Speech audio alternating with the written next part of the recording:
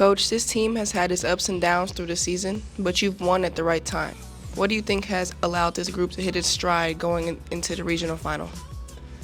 Great question.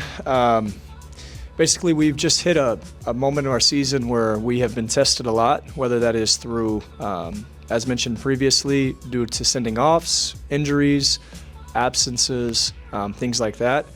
The group has stuck together. They have paid attention to the right moment of the season, and we're focused on the regional tournament, which has been our focus all season long. One message and motto that we've given the guys is that we need to be focused on trying to be the best we can be at the end of October into November and hit our peak. You've described this squad as underdogs for most of the year.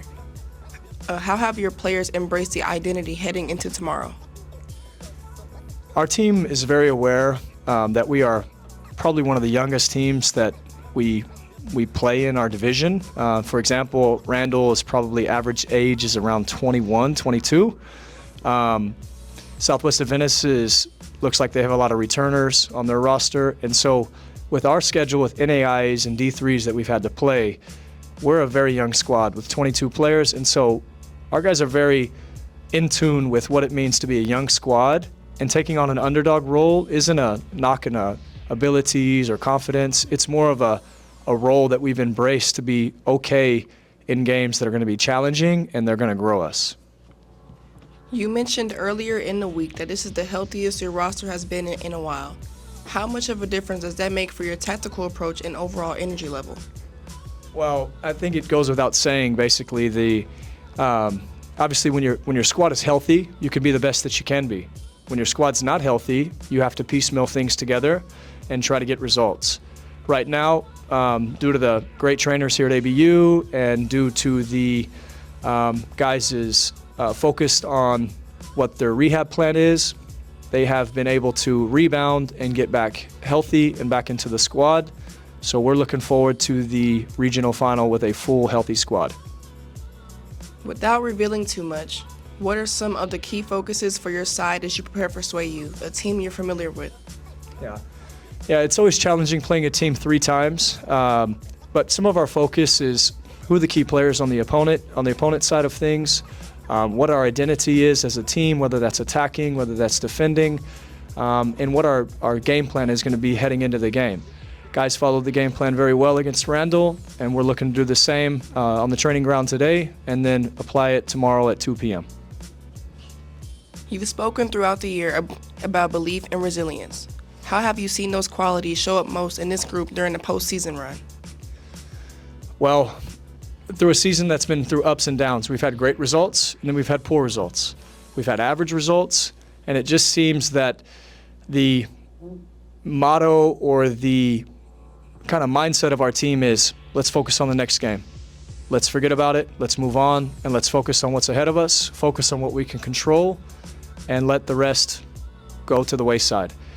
I tell the team a lot in pregame talks, what is your role? What is your task? What is your responsibility? Don't focus on the result. Instead, focus on what is your role within the team and how can we get the result over the line. When you think about the growth of this team from August to now, what stands out to you the most? What stands out the most is the amount of growth that they've had in the span of 2.5 months.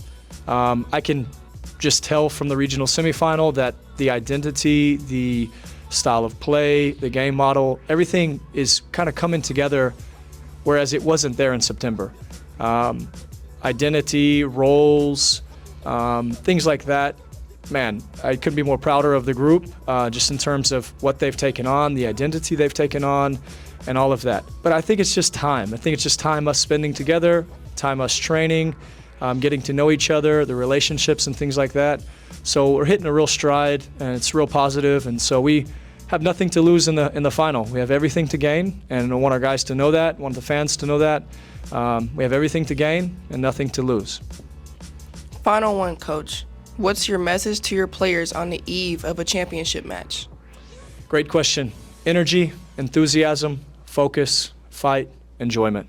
That's it. Let's leave it out there. Let's just give it our best, see where the cards lie when we do it. Okay, Adrian, This team seems to have found a rhythm over the past few games. What's been different on the field recently?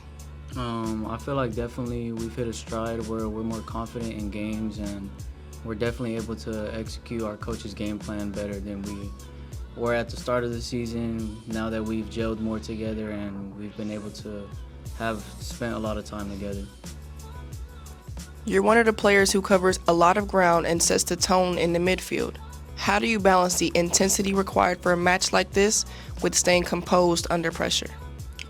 So for a match like this, especially it being a final, I'm sure most of us are going to be nervous, which is perfectly fine. That's something we're going to have to just, as the game goes on, ease into and make sure we're just very level-headed and not overfilled with excitement to play and stuff, and just make sure we're calm and collected. Coach has emphasized resilience. How has the locker room reflected that mentality through ups and downs of the season?